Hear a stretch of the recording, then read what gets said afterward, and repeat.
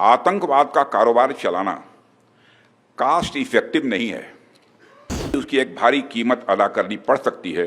इसका अंदाजा आज पाकिस्तान को हो चुका है। हमने आतंकवाद के खिलाफ भारत की स्ट्रेटजी और रिस्पांस दोनों को रीडिजाइन और रीडिफाइन किया है।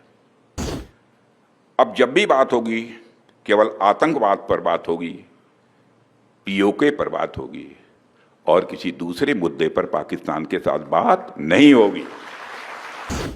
साथियों, आपको जानकर यह खुशी होगी कि रक्षा क्षेत्र में सेल्फ रिलायंस, आत्मनिर्भरता को बढ़ावा देने के लिए अभी 2 दिन पहले एमका प्रोजेक्ट को, जो 5th generation fighter aircraft Bharat में ही बनाने का प्रोजेक्ट है, उसको आगे बढ़ाने की एग्जीक्यूशन मॉडल को मंजूरी दे दी है।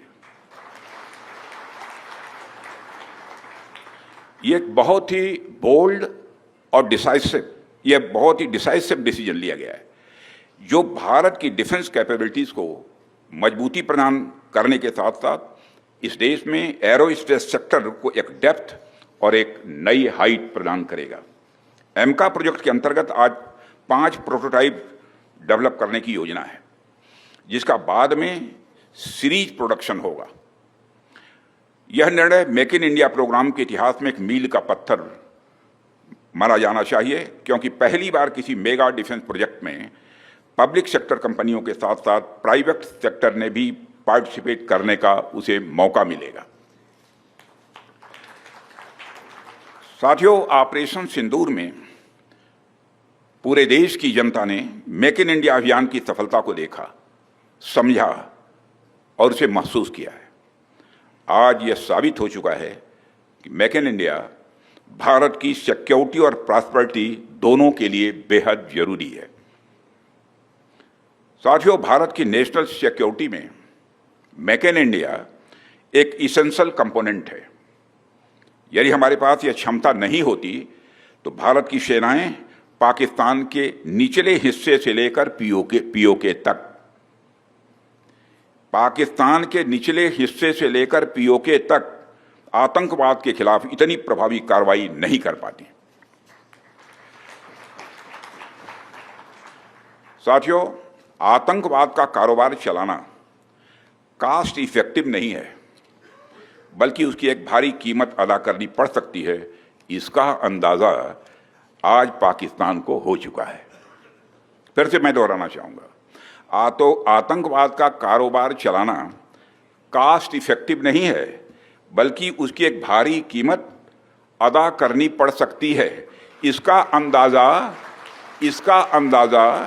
अनुमान आज पाकिस्तान को हो चुका है। हमने आतंकवाद के खिलाफ भारत की स्ट्रेटजी और रिस्पांस दोनों को रीडिजाइन और रीडिफाइन किया है। हमने पाकिस्तान के साथ अपने इंगेजमेंट और स्कोप ऑफ डायलॉग को रिकैलिब्रेट किया है। अब जब भी बात होगी केवल आतंकवाद पर बात होगी, पीओके पर बात होगी और किसी दूसरे मुद्दे पर पाकिस्तान के साथ बात नहीं होगी।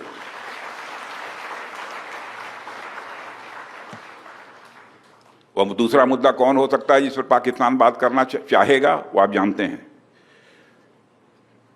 साथियों, मैं मानता हूं कि आज पाक ऑक्युपाइड कश्मीर के लोग हमारे अपने हैं।